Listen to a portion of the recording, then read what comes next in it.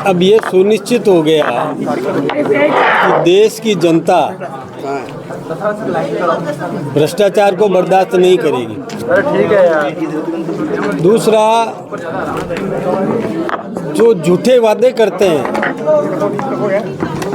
झूठे आश्वासन देते हैं, झूठे प्रलोभन देते हैं और एक अफवाह फैलाकर एक बार सत्ता में आया जा सकता है, लेकिन स्थायित्व कभी भी नहीं बन सकेगा।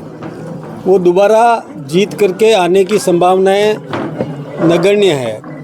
इसलिए जनता ने ये सिखा दिया कि केजरीवाल जी, जिन्होंने बहुत वायदे किए थे जनता से और एक स्वच्छ शासन देने का एक वादा किया था, लेकिन वास्तव में वो उस पर खरे नहीं उतरे। और चर्चाओं में भी पहले ही आ गया था कि वो जो कहते थे मुझे एक कमरा चाहिए, इससे ज़्यादा कुछ भी नहीं चाहिए, लेकिन वहाँ शीश महल बना दिया और करोड़ों रुपया उस अपने निवास पर खर्च कर दिया। कहते हैं कि उस शीश महल के टॉयलेट में भी जो टॉयलेट सीट्स जो लगी है या बाथरूम जो बना है उसमें भी करोड़ों रुपए लगे। अब ये जनता बर्दाश्त नहीं कर सकती कि जो कहते हैं सत्ता में आने के लिए किस प्रकार का आश्वासन दिया था, वायदा किया था और उससे एकदम उलट, और उनको गिरफ्तार भी होना पड़ा। सिसोदिया जी को भी गिरफ्तार होना पड़ा और जनता ने सबक सिखा दिया कि लकड़ी की हांडी चूल्हे पर दूसरी बार नहीं चढ़ती। एक बार में ही जल करके भस्म हो जाएगी तो दूसरी बार चढ़ने का तो सवाल ही नहीं।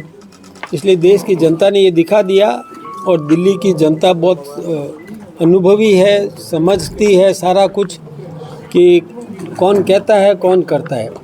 दूसरी ओर मोदी जी ने जो कहा वो पूरा किया। जिस किसी भी क्षेत्र में मोदी जी गए वहाँ पर मोदी जी ने जो वादे किए उस पर वो खरे उतरे। जो मोदी जी ने कहा कि जो कहते हैं वो करते हैं। भारतीय जनता पार्टी इन्हीं सिद्धांतों पर चल रही है कि जनता से वही वायदे करें जो निभा सकें, चाहे राजस्थान की सरकार हो, चाहे मध्य प्रदेश की सरकार हो, चाहे केंद्र की सरकार हो, हम सब ने गुजरात की सरकार हो, कहीं भी हिंदुस्तान में जहाँ कहीं भी हम लगातार सत्ता में आ रहे हैं वहाँ पर जो हमने वादे किए वो हमने पूरे किए। जनता मोदी जी पर भरोसा कर रही है और इसी आधार पर दिल्ली में प्रचंड बहुमत।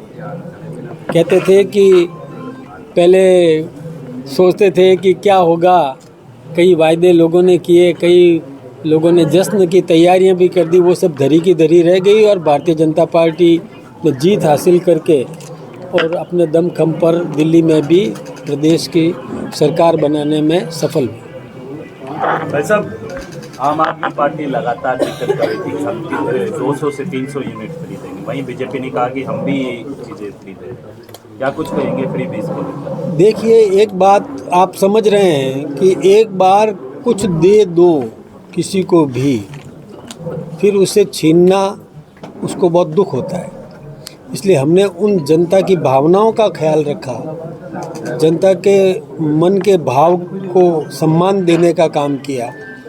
हम फ्री बीज में विश्वास नहीं करते, लेकिन जो एक बार कहीं दे दिया तो फिर हमको उसको कायम रखना है।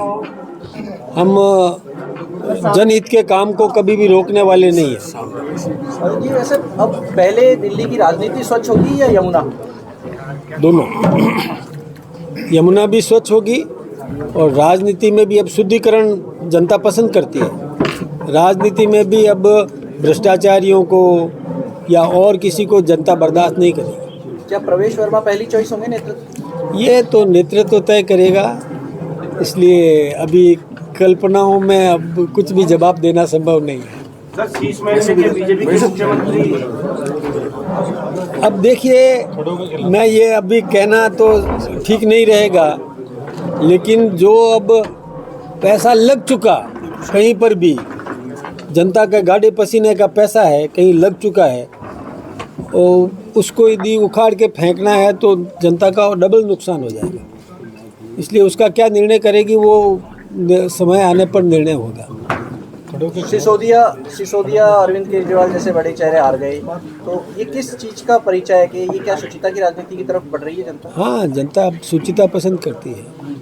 जनता अब भ्रष्टाचारियों को बर्दाश्त नहीं करेगी। अब जो जेल में रहे और केवल पहले कहते थे कि ईडी ने ये कर दिया, ईडी ने, अब कोर्ट ने भी कर दिया।